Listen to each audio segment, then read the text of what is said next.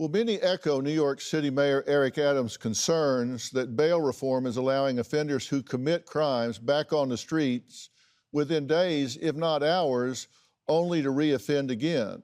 But others insist that those who reoffend are only a small fraction of those who are released. Here's the challenge we have. The criminal justice system we've been using in this country for 40 years says jail and prison is the solution to crime, but it fails almost 80% of the time.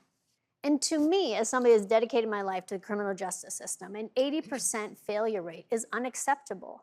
And to put forward stories of the failures of the current approach in one or two cities is important, and we should look at that. Violence is never acceptable. What happened to Kim and Irene is terrible, and it shouldn't happen. And nobody should be saying it's okay for somebody to be violent.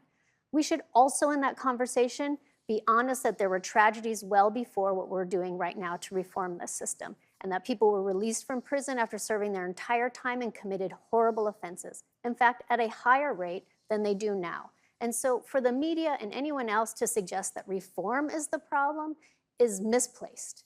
Are there people that commit horrible offenses that require us to respond?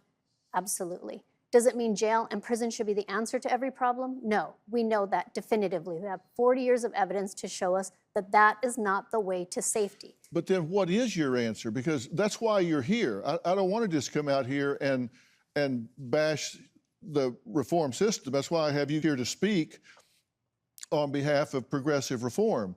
But if prison doesn't work, and I wholeheartedly agree that if you take somebody and lock them up in a cage for 5 years, 10 years, 15 years, or 20 years, and turn them loose, they're not going to necessarily be better citizens. They don't learn anything. I understand that for every dollar you spend on education in prison, you're going to save $5 in terms of having to take care of that person in some other way. I get it. But a lot of them don't want to participate in the programs that are available in prison. You know that, and I know that. But what is the alternative? Because if you've got someone like the gentleman here that is attacking these women and others, what's your plan for someone like that? And that person was released under different district attorneys who had a tough on crime approach, was given short prison sentences, and continued to offend and offend and offend. So we can't suggest that reform was the problem with this man that violently attacked women. Is he a problem? 100%. Do we need a solution? 100%. What is it? It has to be a locked mental health facility where that man can get the treatment he needs. He's obviously severely mentally ill. He's attacking people unprovoked. He's attacking them for reasons that nobody can explain. There's obviously something happening in that man's brain. But you agree he should not be in a free society. He needs to be locked down somewhere. Until we figure out what the problem is and a medication regimen or some kind of treatment regimen that is appropriate to what he's struggling with. I don't know this man, I haven't seen his file, but we can tell by his conduct that there's serious mental health issues.